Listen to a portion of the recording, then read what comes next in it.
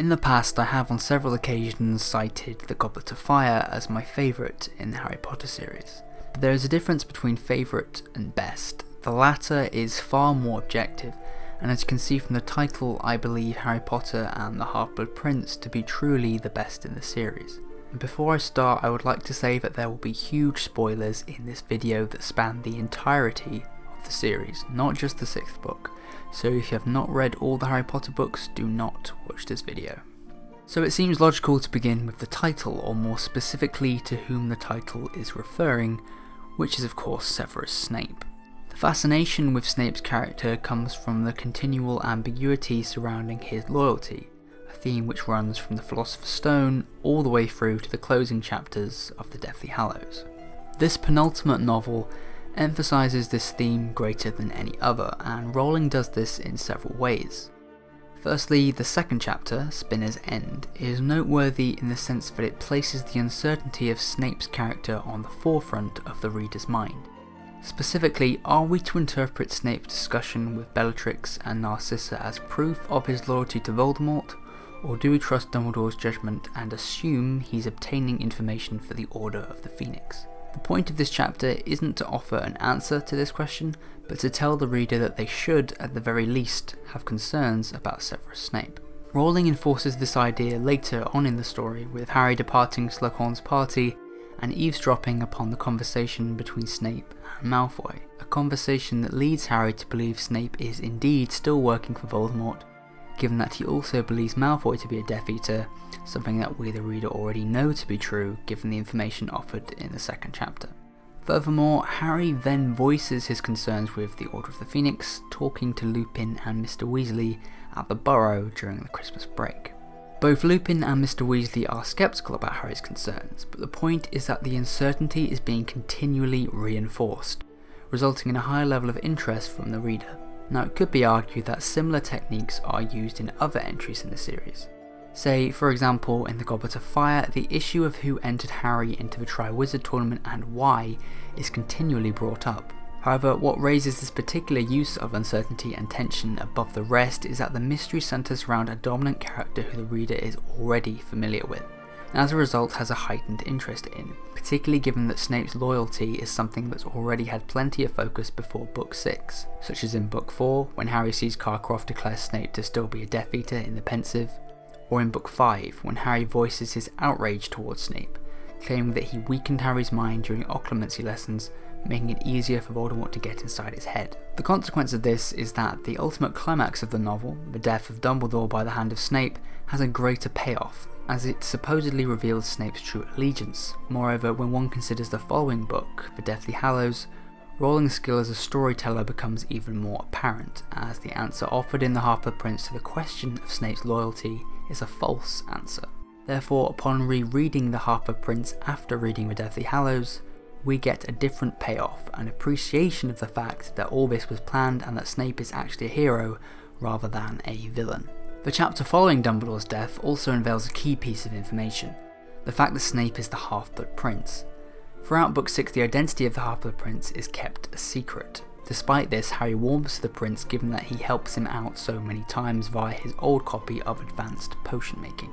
For instance, the information offered by the prince's old potions book allows Harry to win the bottle of Felix Felicis, enables him to save Ron's life with a Bezoar, and helps him to defeat Draco with the spell Sectum Sempra. Therefore, at the end of the novel, the feeling of betrayal hits the reader with a greater emotional impact due to the fact that the effect is twofold, as we believe both Dumbledore and Harry to have been double-crossed by the same man, albeit in different ways. What's more, Harry also learns towards the end of the novel that it was Snape who conveyed the prophecy to Lord Voldemort, ultimately leading him to go after Harry's parents, which adds another emotional weight to Harry's animosity towards Snape before he even kills Dumbledore, or indeed he reveals himself to be the Half-Blood Prince. This makes the ending of the book even more impactful. However, possibly the greatest strength of the Half-Blood Prince is the many trips into the Pensive, and by extent the smooth and exciting setup for the final novel as a consequence of this. Leaving behind the deeper significance of these chapters to the side for a moment, these experiences of Voldemort's past are incredibly fun to read purely out of curiosity. Up until this point, the only real look the reader has had into how Voldemort became who he is was in the Chamber of Secrets due to Tom Riddle's diary, but the Half-Blood Prince offers multiple looks into Voldemort's past, all of which are fascinating, particularly from the point of view that we get to see the progression of the boy Voldemort into an adult Voldemort. Additionally, it is through these chapters that we ultimately learn about Horcruxes, an interesting development in and of itself given that it explains both the physical dehumanization of Voldemort and why he did not die after his failed attack on Harry as a baby. But as I alluded to earlier, the revelation concerning Horcruxes deserves additional credit for smoothly setting up the Deathly Hallows. In essence, these chapters give Harry his mission, his goal, and by extent we, the reader, know what Harry's quest will be in the following novel. Ultimately, the effect of this is that as well as the emotional punch of Snape's betrayal, there is a feeling of ambition, of absolute determination to finish Dumbledore's work, a perfect transition into Book 7. Another aspect of the Half-Blood Prince that deserves praise is its lighter aspects, such as humour and the relationships of the core characters. Taking the former point, humour runs through all 7 of the Harry Potter books. It would be very difficult to argue otherwise.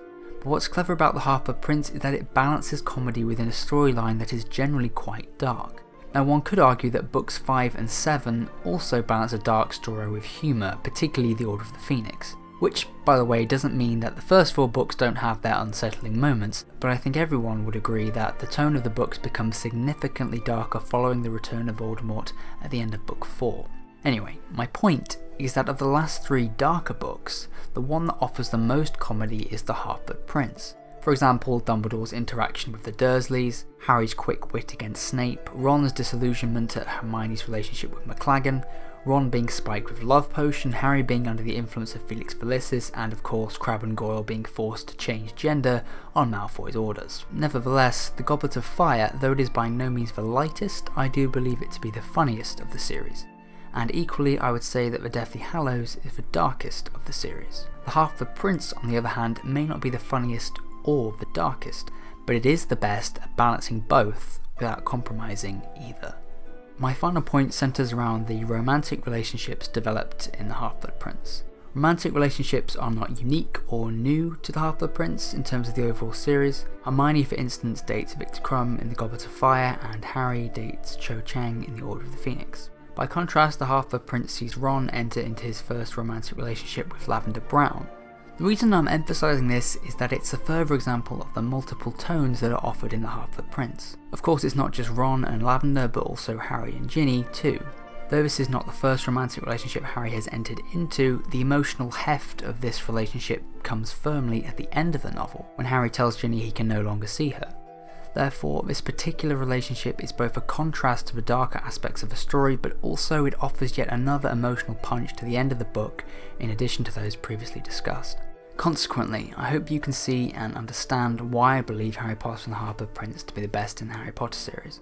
In essence, it's the combination of darker themes such as Snape's questionable loyalty, the death of Dumbledore and Voldemort's past, combining with lighter elements such as comedy and the romantic relationships entered into by Harry and Ron that really elevate this novel above the rest of the series for me. Of course, there are other things I could discuss such as Quidditch, Slug Club, apparition lessons, or Dobby and Creature tailing Malfoy, but I really wanted to get to the heart of my argument with this video, and I hope that I've done that. I always aim to spark discussion as well as offer my own viewpoint, so please comment with your own thoughts. Do you think I'm right or wrong, and why? Other than that, thank you for watching and listening, and it's goodbye from me until next time.